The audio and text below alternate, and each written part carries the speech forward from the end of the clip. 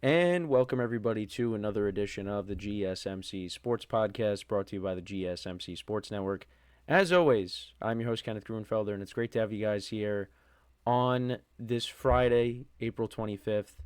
And it is indeed the last show that I will be hosting here on the GSMC Sports Network. We have made it to the finish line. This will be it. So let's enjoy the ride one last time. So before I get into what we will discuss today, just want to remind you guys one final time, well, second to last time, to tip or donate and get your comments recognized, make sure to hit that super chat button in the chat if you want to see me acknowledge any thought or comment you may have throughout the live broadcast. It makes the show more lively, more entertaining between myself, the host, and you guys, the viewers. We appreciate your guys' viewership each and every day, so any contribution you can make to the show means the world to us as we put out content for you guys each and every day. And also, the other way to help out the show is by going to the link at the bottom of the show segment on the ticker, GSMCpodcast.net. That is GSMCpodcast.net. So, let's get into what we're going to discuss today for the final time. So, we're going to start off the show similar to what I did yesterday. We'll cover the first round, we'll cover the first half of the first round. We'll go through each pick. I'll give you my thoughts on what each team did.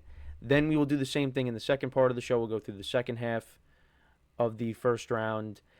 Third part of the show, we'll talk about who is still available and what positions teams need to still address in the later rounds here as we move along. Tonight is night 2 of the draft, rounds 2 through 3.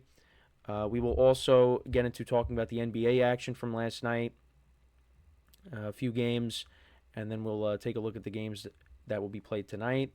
And then in the final part of the show, I will give you predictions for the upcoming NFL season, as well as just kind of taking a look back on what's happened over the last couple of years since I started hosting shows at GSMC. So, let's get into the first topic, which is talking about the NFL draft. The first half of picks. So, the first overall pick in the draft was Cam Ward, which I'm not surprised by. We knew that was going to happen. It's been building up to this point, and that is indeed what the Titans did. They took their quarterback, and he is going to be the guy moving forward. And, Titan fans are hoping that he's the right guy. He is their guy because obviously they had Will Levis, and, he was not great last year. And we'll put it nicely. I saw a post on social media that said the end of an era, and it was just all of the memes of Will Levis from last year. So, but yeah, they're hoping that Cam Ward is the guy. The Titans, they also brought in another veteran receiver. They got Tyler Lockett. You got Calvin Ridley there. So, let's see what Cam Ward can do. This is not a gauntlet of a division that he is going into. The Texans are the best team, but this division is not like some of the other divisions. Like, it's not like one of the North divisions. It's not like the NFC East, which has now become a gauntlet. But, yeah, let's see what Cam Ward can do. You got an offensive-minded head coach there. So, yeah, the Titans, they took Cam Ward. We weren't surprised by that. But we were off and running. We said that the draft is now really going to start once we get to the Browns pick. And right off the bat, we had a trade between the Browns and the Jaguars. The Jaguars moved up. This was the trade, the specifics of the trade. So the Browns, they traded the number 2 overall pick, a 4th-round pick, and a 6th-round pick to the Jaguars for the 5th overall pick. The Browns are getting a 2nd-round pick, which is the 36th pick in the draft. So they got 2 picks coming up when we resume the draft tonight. A 4th-round pick, which is pick number 126, and then next year's 1st-round pick from the Jaguars. So I really liked that for the Browns. And, it's no guarantee that the Jaguars are going to be, good next year. So that could potentially be a high pick. So the Jaguars went in and did that, and they ended up trading, they traded the pick. They traded for the number 2 pick, and they got Travis Hunter. So what they have done now is they've added Travis Hunter to a receiving core that also includes Brian Thomas Jr., who is coming off of a great rookie season. And Liam Cohen is now there, an offensive-minded guy. they're trying to surround Trevor Lawrence with as much talent as possible. And they got arguably the best player in the draft, if not one. He's definitely one of the top players in the draft. And Travis Hunter, let's see what they do with him. Are they going to have him play both positions, corner and receiver? But now he's opposite of Brian Thomas Jr. So, I do like that for the Jags. They might have given up a lot to get him. I don't know what would have happened, had this trade not have gone down. Were there other teams that were looking to move up?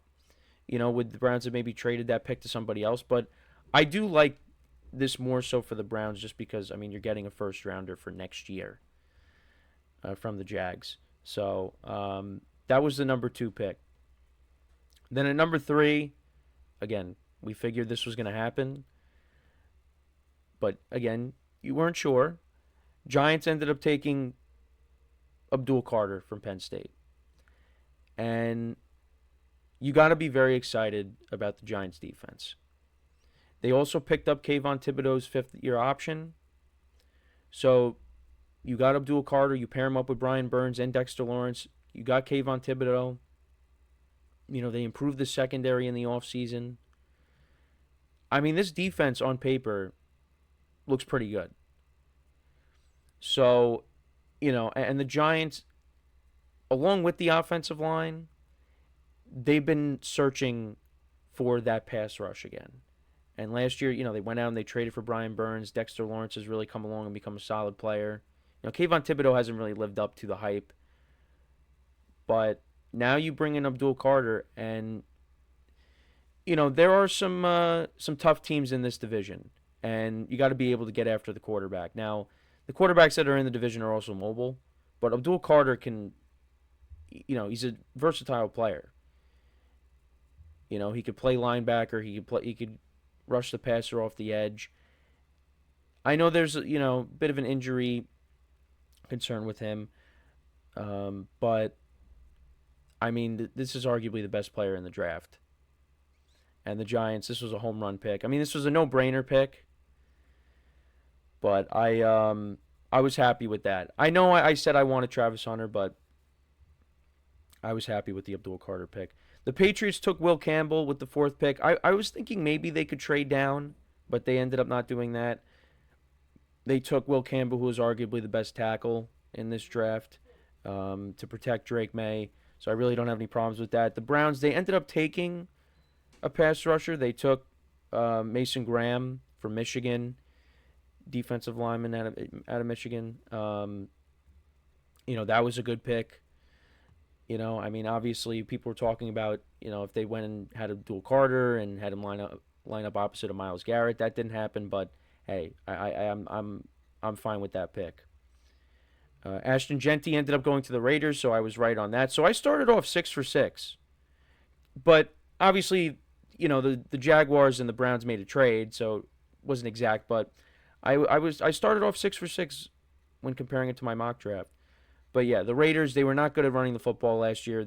One of the top players in this draft, the best running back in this draft, and the Raiders are going to want to run the football. So that was a good pick. The Jets took the smart approach. I had them taking Tyler Warren out of Michigan, out of Penn State, the tight end, but they ended up going with Armand Membo, which I don't have a problem with. You have him line up opposite of Olu Fashanu. Jets got 2 solid tackles now on the line. And, that's one of the things you have to do to build a foundation with this team is the offensive line. And, let's see if that pans out.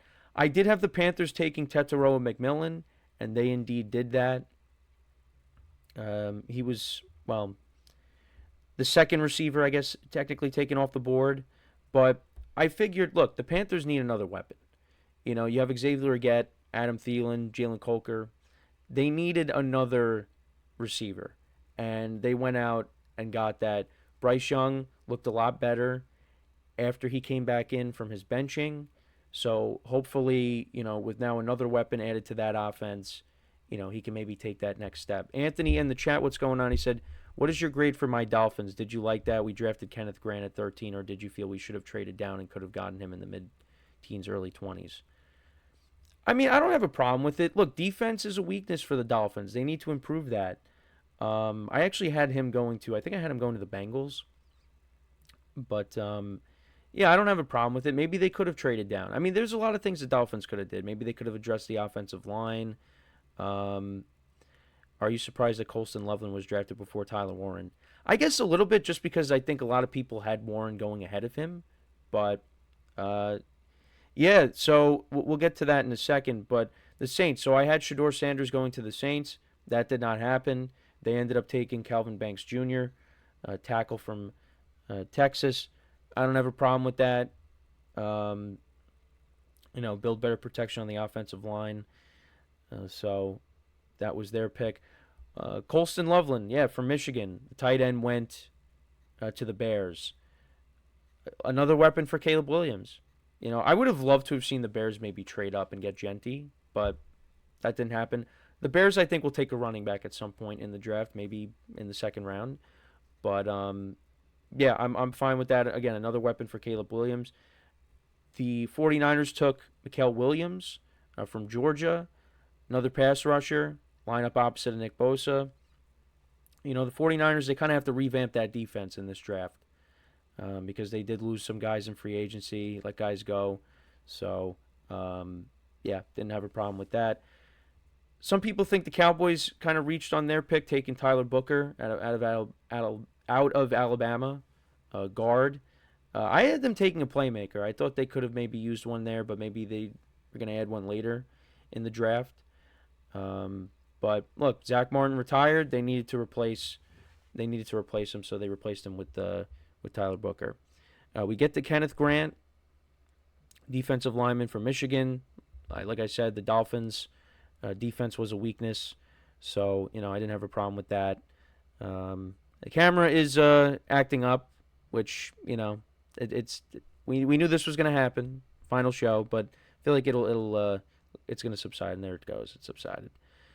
Tyler Warren did go to the Colts, so that was I thought that was a good pick. They were looking to draft a tight end. It was either going to be him or Loveland, and they ended up getting Tyler Warren. So got to see how the quarterback play is.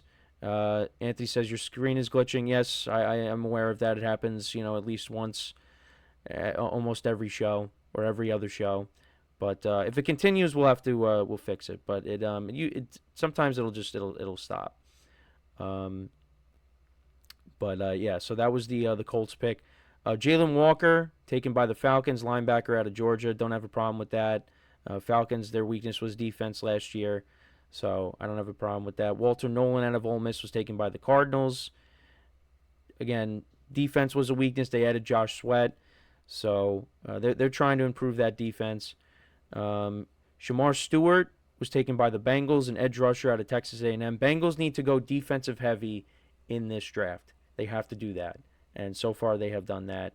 And then finally, the last non-playoff team, the Seahawks took interior O-line Gray Zabel out of North Dakota State. Offensive line was a weakness last year. They got to protect Sam Darnold. So yeah, that's the first 18 picks. That's all the non-playoff teams.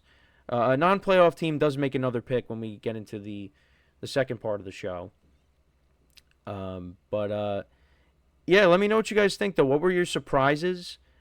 What picks did you not like? What picks did you like? Let me know in the comments. Anthony also said a lot of people said it was a mistake that the Patriots drafted Will Campbell because they feel Campbell is a guard in the NFL and is too high to draft the guard. Yeah, no, my friends, when I was out with my friends last night, they were saying that eventually, he's going to have to maybe move to guard. So, we'll see what happens there, but either way, they address the offensive line position, and if he's a good player, they're going to need him to protect their franchise in Drake May. So I also said maybe the Patriots could have traded down, but that did not happen. So we are going to take our first break of the show now, and then when we come back, we'll talk about the second half of picks in round one of the NFL draft, and I'll give you my thoughts on them when we come back. So with that being said, stick around, and we'll be right back here on the GSMC Sports Podcast.